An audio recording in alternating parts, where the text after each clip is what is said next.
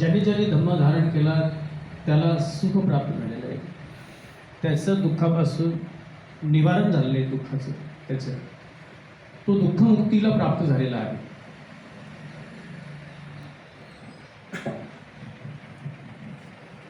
พุทธศาสนาของเราจะยั่งยืนอยู่ได้ก็โดยการอาศัยพุทธบริษัทสีคือภิกษุภิกษุณีอุบาสกอุบาสิกาสามเณรสมัยนี้ภิกษุณีตัดไปแล้วก็เหลือแต่ภิกษุสามเณรอุบาสกอุบาสิกาผู้ที่จะปฏิบัติตามคำสั่งสอนของพระเจ้าตรงนี้แหละที่จะทำให้ศาสนาพุทธของเรายังมียังประดิษฐานอยู่ในโลกมนุษย์ต่อไปพวกเรานี่แหละจะเป็นผู้ที่คอยปฏิบัติตามคำสอนของพระเจ้าว่าแต่ละบุคคลนั้นมีหน้าที่อะไรบ้างอย่างอุบาสกอุบาสิกาก็มีหน้าที่บำรุงพระพุทธศาสนาบำรุงพระเจ้าพระสงฆ์พระเจ้าพระสงฆ์ก็มีหน้าที่ปฏิบัติตามคำสั่งสอนของพระเจ้าท่านปฏิบัติท่านสอนให้ปฏิบัติอย่างไรบ้างธรรมวินัยพระเจ้าท่านสอนอย่างไรภิกษุสามเณรก็จะปฏิบัติตามนั้นถ้าฝ่าฝืนแล้วก็ถือว่าฝืนพุทธบัญญัติก็ไม่เจริญรุ่งเรืองในศาสนา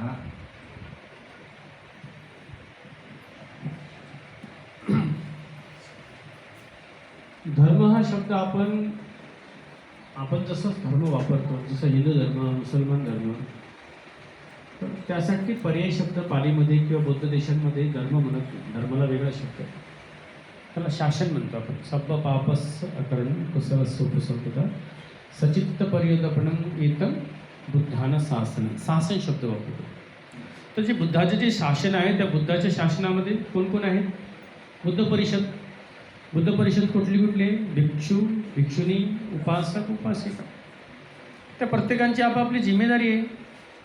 भिक्षुनी काय करायचं आहे? भिक्षुनी ध्यान साधना करायचं आहे. जे त्यांच्याकडं उत्पन्न झालेलं पुण्य आहे, त्यांना प्रज्ञा प्राप्त झाली, त्यांना ते वाटायचं आहे उपासकांच्या हित आणि सुखासाठी. उपासकांचं काय करतोय? उपासकांनी दान, शील, ध्यान साधना करायची, उलटा करावी. भिक्षूंचं कसं कर्म आहे?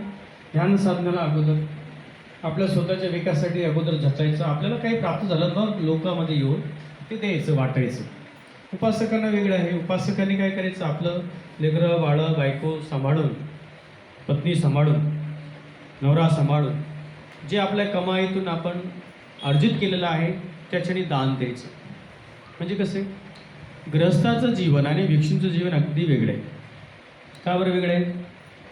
भिक्षूंना उद्याचं जेवण कुठं आहे, कसं बनवायचं आहे, काय बनवायचं याची चिंता आहे का? भिक्षापात्र घेऊन फिरतात. भिक्षापात्र घेऊन फिरलं, आपलं भोजन भेटलं, आपलं मुक्त झालं. पण गृहस्थ कसे? त्यासाठीच जगतात. मला उद्या माझ्या लेकरांना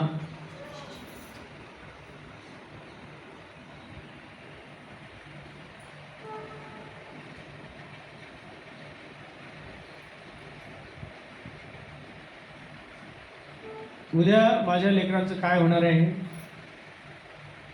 मला काय दिवस येणार आहेत त्याची चिंता असते सदोदित.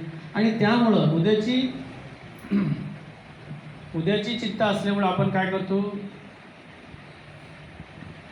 कधी पैशाची गरज पडेल म्हणून आपल्याला जर उत्पन्न कमी असेल तर मग आपण आपल्या उत्पन्नाच्या व्यतिरिक्त मार्गाने आपण काय करतो? त्याला पैसा जमा करतो. आणि त्यामुळं मग काय होतं? आपलं शीलाचं हानी होते. शील हानी होते ना, शील राहत नाही. मग त्याच्यामधला जो आसक्तीचा भाव आहे तो वाढत जातो आणि अशा प्रकारे अकुशल कर्म हे वाढत जातं. आणि त्यासाठी म्हणून सुरुवात कशापासून करायची आहे? आपण जे अर्जित धन केलेलं आहे कशापासून? सम्यक आजीविकेतनं ते दान द्यायला शिकायचं. दान देता देता केल्यानंतर ते दान देण्याची वृत्ती होते. आणि मग कुणाला बघून, कोणी पूजनीय बघून त्यांना दान देण्याची मनामध्ये इच्छा निर्माण होते. किंवा व्यतिरिक्त काय, कधी कोणी दान दिलं नाही, परंतु पूर्वजन्मामध्ये खूप पुण्य केलेलं आहे, पण आता काही कारणामुळं परिस्थिती वेगळी आहे. पण ते जर पूर्वजन्माचं फळ आलं किंवा ते संवेग आला, त्या संवेगामुळे काय होतं, दान करायची इच्छा निर्माण होते आणि मग आपण दान देतो. तर दान दिल्यानंतर काय असतं, दान कधीपर्यंत दिलं पाहिजे? शरीराला, हाताला, आपल्या मनाला सवय लागेपर्यंत दान दिला.